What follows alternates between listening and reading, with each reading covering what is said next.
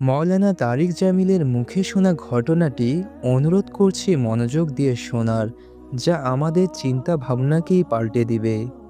আমি পৃথিবীর অনেকগুলো রাষ্ট্রের মধ্যে কয়েকটি রাষ্ট্র সফর করেছি।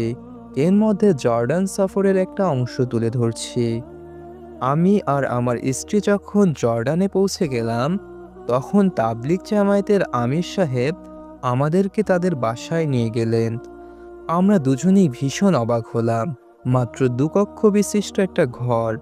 ঘরের মধ্যে একপাশে কিছু থালা বাসন, তরকারির ছুরি, একটা কাঠের উপর জড়ো করা কয়েকটি কাপড়, আর আরাম করার জন্য একটা মাদুর ও দুইখানা ইট। আমার স্ত্রীকে নিয়ে এক কক্ষে আর আমাকে আরেক কক্ষে নিয়ে গেলেন। আমির সাহেবের মোট ৬টি মেয়ে, যারা সবাই পরিপূর্ণ পর্দা করে, আর একটা ছেলে বাচ্চা কোলে রয়েছে। ছেলেটির বয়স যখন ১ দিন, তখনই তার মা কালো একটা কাপড় দিয়ে বাচ্চার চোখ বেঁধে দুধ পান করায়। এখন ওর বয়স ১ বছর। ওর যখন দুধ খাওয়ার নেশা চাপে, তখনই কালো কাপড়টা মায়ের হাতে তুলে দেয়। বোনদের সাথে কিতাবের উপর হাত দিয়ে পড়ার চেষ্টা করে। আমার স্ত্রীকে খাবার দেওয়ার পর তিনি এইসব দৃশ্য দেখে দোয়া না পড়েই খাবার মুখে দিতে গেলেন। ৪ বছরের পিচ্ছি মেয়ে আমার স্ত্রীর হাত চেপে ধরলেন আর বললেন, দোয়া না পড়লে খাবার খেতে দেব না। এইসব দৃশ্য আমি খুব উপভোগ করছিলাম আর জুতো পায়ে দিচ্ছিলাম। পিচ্ছিটা দৌড়ে এসে বলল, চাচা, আপনি তো বাম পায়ের জুতা আগে পায়ে দিয়েছেন, এখন খুলে আবার ভালো করে দোয়া পড়ে জুতা পায়ে দিন। আমি চিন্তায় বিভোর হয়ে গেলাম। এটা কেমন মা, যা ৪ বছরের মেয়ে আমার মতো মাওলানার ভুল ধরিয়ে দেয়? আমি আমির সাহেবের সাথে রাস্তায় বের হয়ে একটা গাড়িতে উঠলাম। তারপরেই ঘটল একটা ভয়াবহ ঘটনা। ড্রাইভার মাতাল থাকার কারণে হঠাৎ অ্যাক্সিডেন্ট করে গাড়িটি, এবং আমার চোখের সামনেই আমির সাহেব ইন্তেকাল করেন। সবাই মিলে ধরাধরি করে লাশটা নিয়ে এলাম। ওনার স্ত্রী কন্যার লাশ দেখে দোয়া পড়লেন।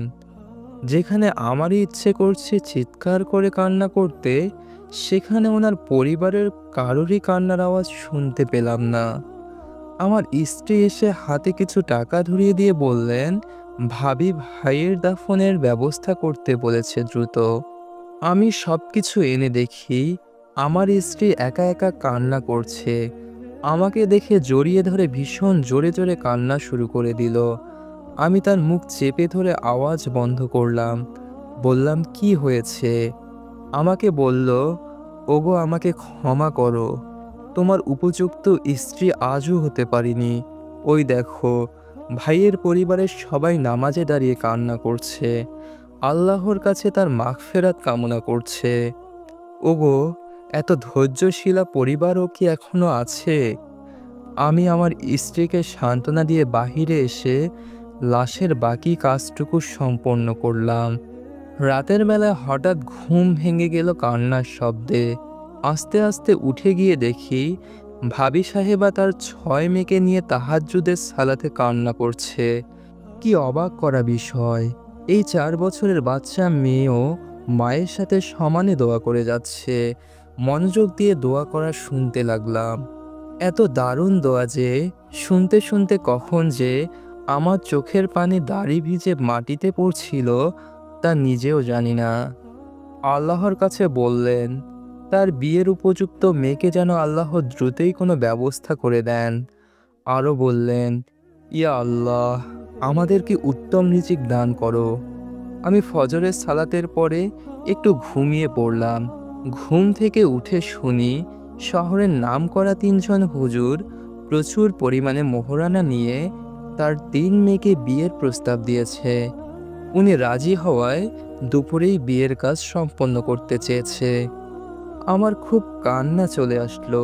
উনি কেমন রমণী, যে কিনা রাতের বেলায় দোয়া করতেই ভোরবেলায় ফল পেয়ে যান। আল্লাহ সুবহানাহু ওয়া তাআলা এ ধরনের পরিবার আমাদেরকেও যেন দান করেন।